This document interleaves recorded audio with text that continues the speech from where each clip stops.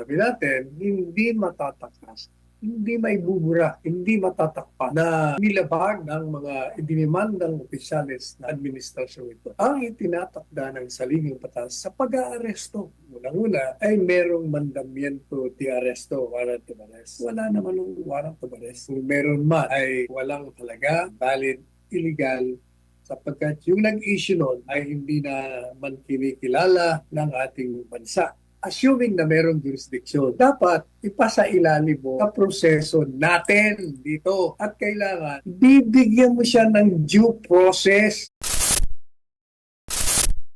Klinaro nating mabuti kung bakit illegal at labag sa saligang batas ang pag-aresto, ang pagdeteni at pagpapatapon dating Presidente Duterte sa Dahig.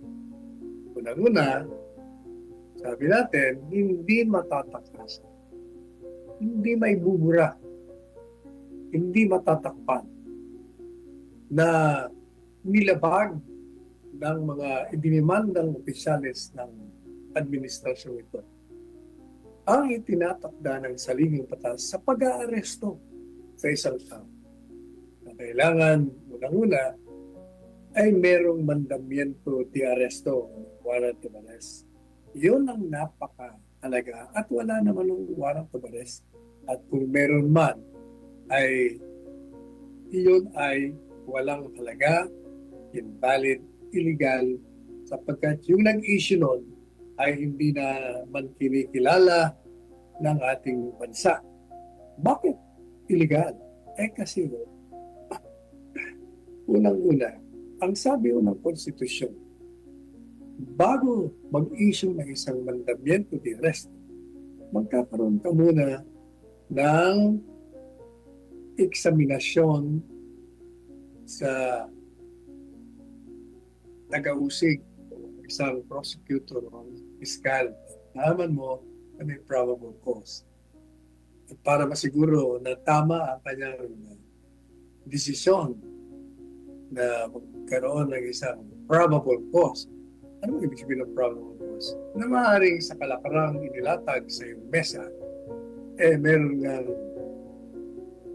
batayang legal na itong idinidemanda mo ay sinasakdal mo ay maaaring gumawa ng krimen na inaakusa mo.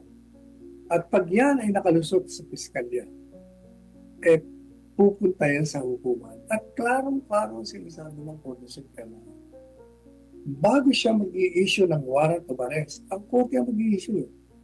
Bago siya mag-i-issue ng warrant of arrest, kailangan tingnan niya personal, i-examine niya ng isa-isa ang lahat ng mga prebang inilatag sa kanya. Natunay nga na may probable cause o na maaari nga na ginawa ng akusado ang krimen na inaakusahan sa kanyang ginawa niya. Saka lamang siya mag-i-issue ng warrant of arrest. Yung pong warrant of arrest, ipagpalagay na natin na ang ICC ay may jurisdiction. Pagpalagay lang yan dahil wala ako.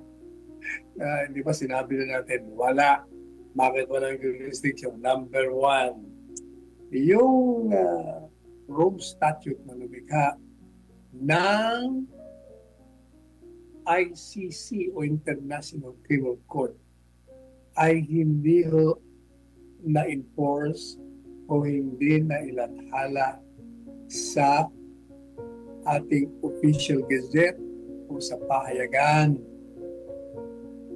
newspaper of general circulation ng 3 linggo sunod-sunod. Kasi sa ilalim ng Kodigo Sibil natin at sa ilalim pa ng desisyon ng Korte Suprema sa Tubera case, sinasabi doon na pag ang isang batas ay hindi mailathala sa official gazette, walang halaga yun. Hindi mo maaaring pairalin yun. So, yan ang number one. Ang record doon, hindi na ilathala. Nagkalimutan. Nakalimutan. Pangalawa, At sabi ko nga ho noon kay Presidente Duterte sa aming meeting, ibig, ang palagay mo na meron nga jurisdiction at miyembro tayo. Sabi nga ni Presidente, never tayo naging miyembro kasi hindi na ilabas yung Rome Statute. Nag-withdraw na tayo. Umurong na tayo bilang miyembro. So wala na silang kapangyarihan. At kahit na nga, sinasabi nila na yung mga umaalis ng mga miyembro ay hindi nila matatangasan ng obligasyon na mag-coopera sa kanilang mga ginagawa laban sa mga inaakusahang lumabag sa crimes against humanity. Meron pa tayong obligasyon kasi nga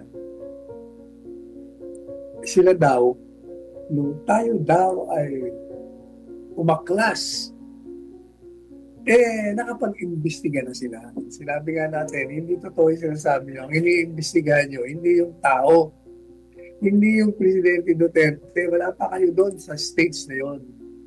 Kayo ay nag-iimbestiga pa lamang kung pwede kayong pumasok o hindi. Kasi nga, merong tinatawag na principle of complementarity sa ilalim ng inyong batas na Rome Statute. Na maaari lang kayong pumasok sa isang miyembro kung ito ay walang kakayang umusig ng isang kriminal na nagkamit ng crimes against humanity. O kung may kakayahan man, hindi ginagawa. Sapagkat, siguro sila yung may mga kasalanan. Yun ang pinag-aaralan pa lang. Yun ang iniimbestigahan at kinokontra nga tayo. Kinokontra natin yung sinasabi, hindi, wala kayong jurisdiction. Balis na dyan. O madalit sabi, wala talagang jurisdiction. Kaya ngayon, ang pag-uusapan ngayon, assuming na merong jurisdiction, yung mga nilang warrant of arrest na in-issue ay dapat bigyan natin pagpapahalaga. Pagpalagay na may jurisdiction. Sabi natin, sabi ng mga abogado ng petitioner Duterte, Kitty Duterte, wala pa rin. At gaya ng sinasabi ng programa natin, noong pa na wala pang mga kaso. Yan ang warrant of arrest. Dapat ipasa ilalim mo sa proseso natin dito. At kailangan mabigyan mo ng pagkakataon ang isang akusado na inaresto mo inaresto mo na. Kasi ang unang kondisyon, kailangan meron talagang pag-aaral na ginawa ang judge bago siya mag-issue ng warrant. At talagang meron legal batayan. At kung pag na-arresto mo na, bibigyan mo siya ng due process, isang pamamaraan sa ilalim ng batas kung saan bibigyan mo ng pagkakataong ipagtanggol ang kanyang sarili, bibigyan mo siya ng abogado, kanyang pinili, bibigyan mo siya ng karapatan na questionin ng mga nagdidemanda sa kanya. Yan ang mga kalakaran at mga mandato na ibinibigay sa isang arestadong tao. Ngayon, ang tanong, ginawa ba nila kay Presidente Marcos Jr.? Unang-una, wala nga warrant of arrest. Yung warrant, yung pag-aresto ay illegal kasi nga yung warrant of arrest hindi pinadaan sa lokal na hukuman natin na yan ang tinatakda ng ating saligang batas. Pangalawa, hindi rin dumaan sa lokal na hukuman sang-ayon doon sa Rome Statute.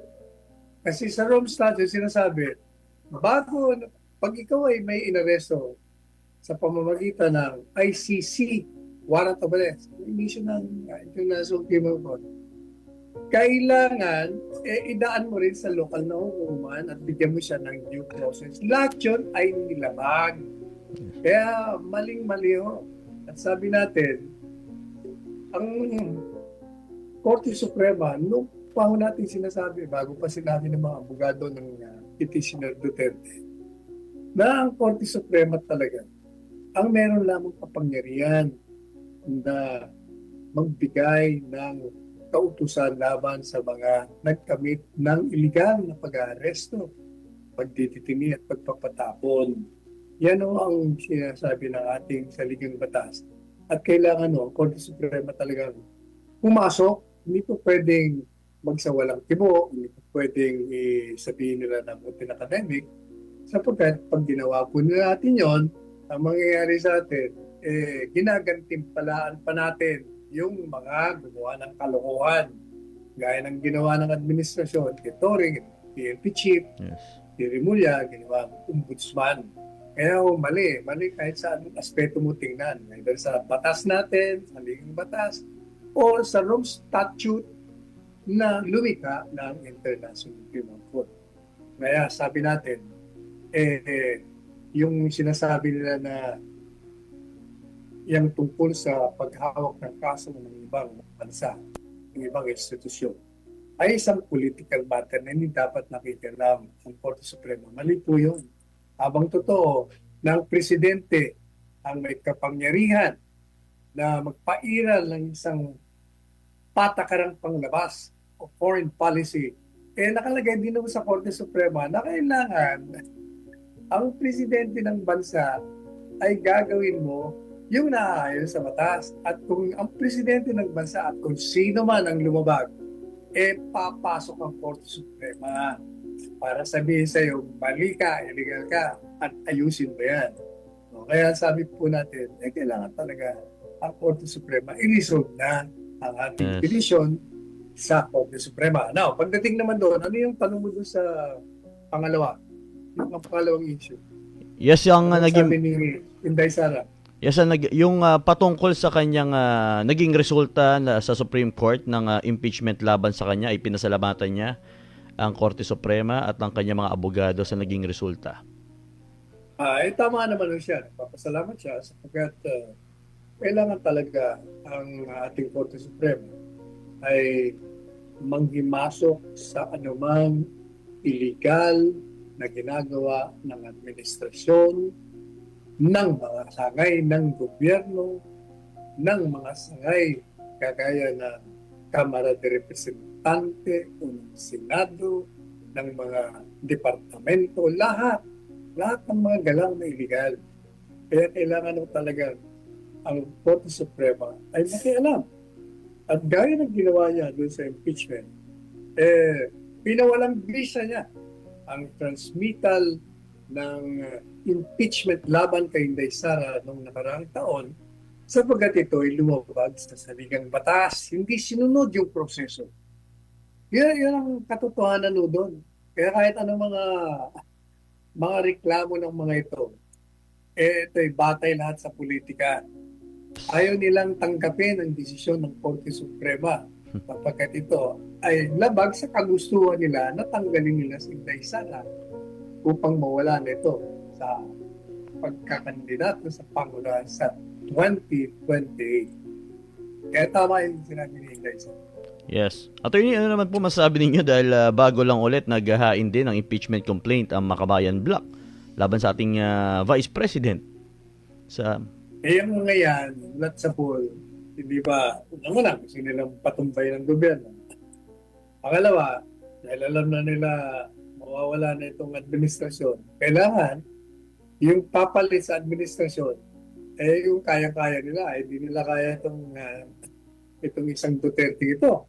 Delikado, kaya kailangan ma-impeach. Kaya nga hindi man ipagsabuatan yung mga kalyado ni Presidente Marcos Jr. dyan sa Kamara de Representante para siraan si Inday Sara, maghain ng impeachment, hindi sinunod ang saligang batas, o kaya na-invalidate. O yan naman ang katotohanan. Kaya yung pangalawang gagawin nilang impeachment, wala rin yun. Unang-una, walang batayan legal sa kanilang mga reklamo. Wala. Talagang politika lang. yan. Maraming salamat, Attorney Sal, at